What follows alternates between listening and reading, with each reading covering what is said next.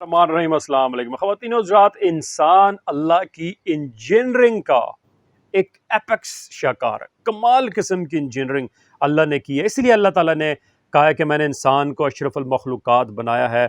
इंसान के जिस्म में अगर सिस्टम का जायज़ा लिया जाए तो खाली अगर इंसान के सर्कुलेटरी सिस्टम को देखा जाए कि जिससे ब्लड दिल से पंप होता है और फिर वो जिस्म के मुख्तलिफ हिस्सों से पहुंचता हुआ दोबारा दिल तक पहुंचता है, तो इस प्रोसेस को कंप्लीट करने में जो ब्लड वेसल्स की इन्वॉल्वमेंट है, अगर उनकी लेंथ को देखा जाए तो वो 60,000 माइल्स 60,000 मील से लंबी ये ब्लड वेसल्स हैं इंसान के जिस्म में। जब एक दफ़ा ब्लड पंप होता है तो वो 60,000 का फासला तय करके उसके बाद विद इन सेकेंड जो है वो दिल के अंदर आ जाता है। So it is apex engineering एक जो अल्लाह ताला ने इंसान को बनाया है। अब अगर किसी भी वजह से ये ब्लड फ्लो डिस्टर्ब होता है तो फिर उससे बहुत सारी कॉम्प्लिकेशंस पैदा हो जाती हैं। ये कहीं पे क्लॉट बन जाता है, कहीं पे कोई ऑब्स्ट्रक्शन आ जाती है, तो फिर उसकी उसकी जो कॉम्प्लिकेशंस है वो बहुत ज़्यादा हो जाती हैं। हार्ट अटैक, स्ट्रोक, हैमरेज और फिर जो है वो जानलेवा बीमारियां हो सकती हैं और इंसान की जान जा सकती है। सो इस ब्लड फ्लो का स्मूथ रहना बहुत ही लाजमी है और ये इंसान की लाइफ लाइन है। आज हम बात ये करेंगे कि कौन से ऐसे फैक्टर्स हैं जो इस ब्लड फ्लो को कंप्रोमाइज करते हैं, जिनकी वजह से ये डिस्टर्ब हो सकता है, और फिर ऐसे कौन सी मील्स हैं, कौन से फूड हैं जिनको अगर हम डेली अपनी खुराक का हिस्सा बना लें या अगर हम उनका इस्तेमाल करें तो हमारा ब्लड फ्लो नॉर्मलाइज हो सकता है, ब्लड फ्लो ज़्यादा स्मूथ हो सकता है। सबसे पहले तो यह है कि एज एक बहुत बड़ा फैक्टर है कि with the passage of time जब आप ओल्ड एज की तरफ जाते हैं, बुढ़ापे की तरफ जाते हैं, तो उस प्रोसेस में ऑटोमेटिकली जो ब्लड वेसल्स हैं वो कमज़ोर पड़ जाती हैं, उसके अंदर स्टिफनेस आ जाती है, और जब उनके अंदर स्टिफनेस आ जाती है तो उसकी जो इंटरनल जो डायमीटर है वो कम हो जाता है और फिर उससे ब्लड प्रेशर बढ़ता है, ज़्यादा फोर्स हो लगती है, और फिर देन अगर किसी भी वजह से कोई उसमें ब्रेकेज आ जाती है, कोई थोड़ी सी रुकावट आ जाती है, तो फिर आर्टरीज वेसल्स के लीकेज होने के चांसेस हो जाते हैं। सो एज एक बहुत बड़ा फैक्टर है। दूसरी बड़ी इंपॉर्टेंट चीज़ ये है कि वो लोग जो स्मोकिंग करते हैं, स्मोकिंग से आपका ब्लड थिक होता है, ब्लड थिक होता है तो उससे जो अगेन वो पैसेज कमज़ोर हो जाता है और खून का बहाव जो है वो उसमें डिस्टर्बेंस आती है। तीसरी बड़ी इंपॉर्टेंट चीज़ ये है कि जो वो लोग जो जंक फूड का इस्तेमाल करते हैं उससे भी आपका ब्लड ज़्यादा से ज़्यादा थिक होता है, और जब ब्लड थिक होगा तो आपके आर्टरीज के अंदर ब्लड फ्लो कंप्रोमाइज होगा और उससे आपका ब्लड प्रेशर ऑटोमेटिकली जो है वो रेज हो जाएगा। एक और बड़ा इंपॉर्टेंट फैक्टर ये है कि वो लोग जिनका ज़्यादा बैठने का काम है, जो ऑफिस के अंदर 6 घंटे 8 घंटे और 10 घंटे तक मुसलसल बैठे रहते हैं, उनकी बॉडी का जो ब्लड फ्लो है वो बहुत बुरे तरीके से डिस्टर्ब होता है। इसलिए कहा जाता है कि अगर आपका बैठने का काम है तो आप आधा घंटा बैठकर कम से कम 2-4 मिनट के लिए थोड़ी सी मूवमेंट कर लें। एंड नमाज इज़ अ वंडरफुल थिंग। अगर आप नमाजों का प्रॉपर आप पढ़ते हैं तो आपको एक जो इंटरवल है आपको मिलता है और एक प्रॉपर आपकी बॉडी की एक्सरसाइज भी साथ साथ होती रहती है। सो बैठते हैं वो लोग जो बैठते हैं उनकी बॉडी का ब्लड फ्लो बड़े बुरे तरीके से कंप्रोमाइज होता है और बॉडी के बहुत सारे हिस्सों तक ब्लड प्रॉपरली नहीं पहुंच पाता। बॉडी के अंदर बहुत सारी चीज़ें चल रही होती हैं, केमिकल रिएक्शंस हैं, और अगर कहीं भी किसी जगह पे कोई क्लॉट बन जाता है, किसी जगह जगह पे कोई लोथड़ा आ जाता है कोलेस्ट्रॉल का या कोई भी, और आपका ब्लड फ्लो से डिस्टर्ब होता है, तो वो भी बहुत डेंजरस हो सकता है। तो ये कुछ बेसिक चीज़ें हैं, ये कुछ बेसिक पैरामीटर्स हैं जो कि आपके ब्लड फ्लो को आर्टरीज के अंदर जो है वो डिस्टर्ब कर सकते हैं। नाउ लेट्स टॉक अबाउट कि हम कौन से ऐसे फूड, कौन से ऐसी खुराक का इस्तेमाल कर सकते हैं जो कि आर्टरीज को तंदुरुस्त व तवाना रखती हैं, एक चीज़, और आपके ब्लड फ्लो को मेंटेन रखती हैं उस आर्टरीज के अंदर, और आप हार्ट अटैक, स्ट्रोक और इस तरह की कार्डियक कॉम्प्लिकेशन से अपने आप को दूर रख सकते हैं। नंबर 1, जौ का इस्तेमाल सुन्नत भी है।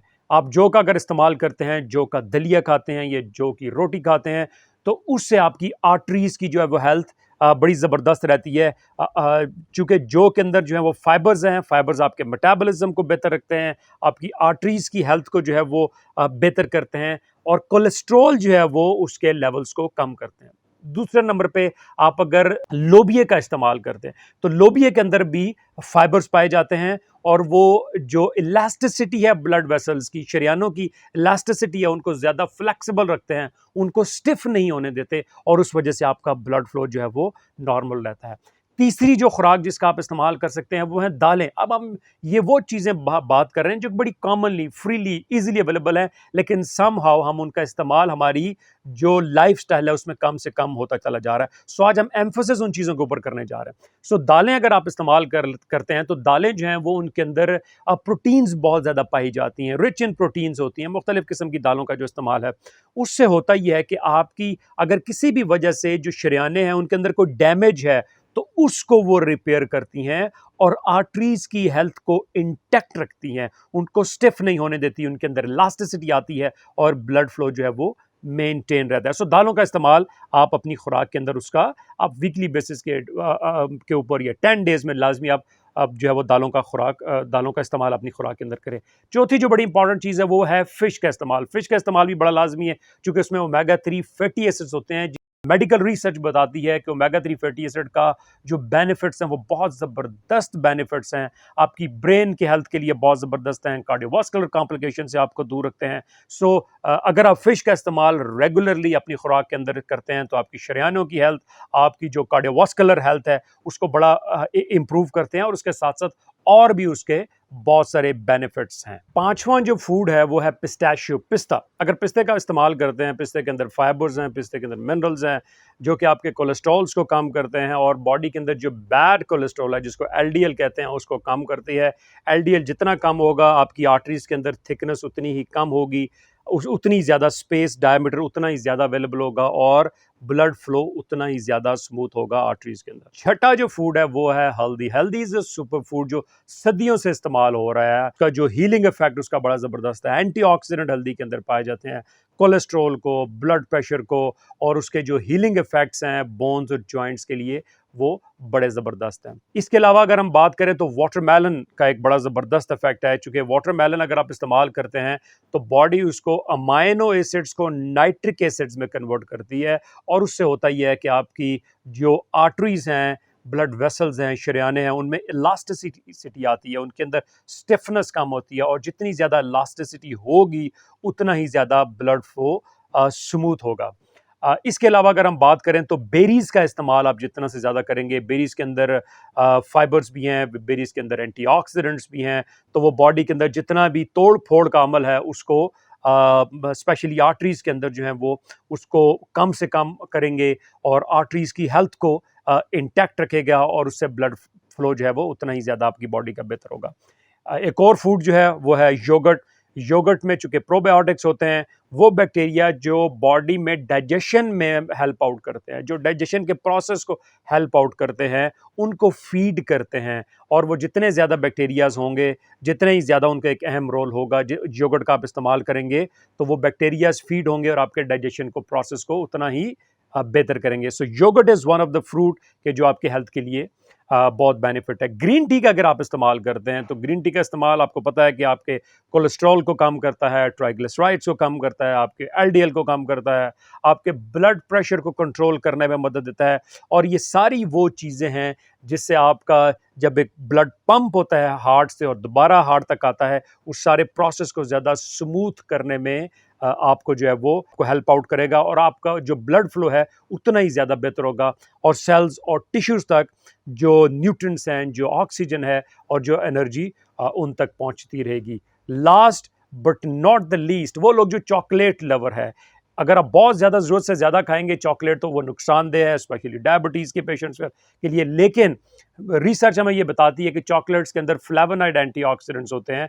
अगर एक ख़ास क्वांटिटी तक, कम क्वांटिटी में आप उनका इस्तेमाल करते हैं तो वो आपकी कार्डियोवास्कुलर कॉम्प्लिकेशंस को कम करते हैं, आपके हार्ट को कुव्वत बख्शते हैं, और आपकी आर्टरीज की हेल्थ के लिए वो बेहतर है। लेकिन अगर उनका आप इस्तेमाल ज़्यादा करेंगे तो डेफिनेटली उसके कॉन्सिक्वेंसेस पर बहुत ज़्यादा होते हैं। सो लेडीज एंड जेंटलमैन जिस हमने कहा कि 60,000 माइल्स ब्लड फ्लो जब ट्रैवल करता है तो उसको जो है वो ऑब्स्ट्रक्शन लेस होना चाहिए। और अगर आप ये सारे फूड जो 11 फूड्स जिनकी हमने बात की, अगर इनको आप अपनी खुराक का हिस्सा बनाते हैं जो कि बड़े आसानी से अवेलेबल हैं, कोई बहुत ज़्यादा कॉस्ट भी नहीं है, तो आपका ब्लड फ्लो उतना ही ज़्यादा बेहतर होगा।